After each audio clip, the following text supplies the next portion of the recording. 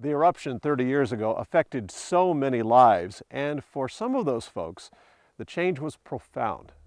The biggest impression it had on me is how temporary everything is. Not only life, but everything that you can see and everything that you're used to, how fast it can be gone, and you can only have a memory of what you never ever would have suspected would ever go away. Just do what you really want to do it when you can. If you can retire early, do it. Don't stay there to get the last dollar and then die 2 years later. Just do it right now while you got a chance, because we're so temporary. The 1980 eruption is one of those things in my life that I compare to having children. There's nothing yet that compares to having children. This is a close second. Even today when I drive up here, it just never ceases to amaze me that these things were planted in an area that went through that kind of devastation and that deep ash.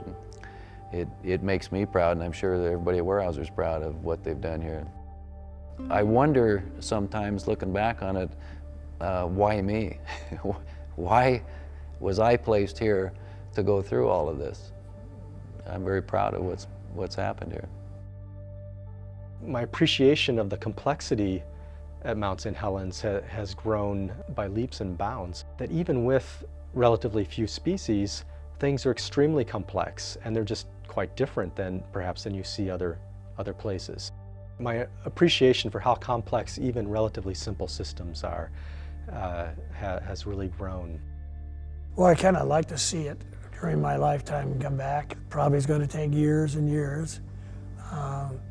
But it's coming back, and beauty is different, but there. After 30 years since May 18th, 1980, people are coming up to the mountain to reconnect with the beauty and to remember what changed this landscape forever. They're reminded of the devastation that was brought on by it, and they're amazed by the beauty that is coming out of that devastation. If you want to see a good example of the way that life takes care of itself, this is a great place for it.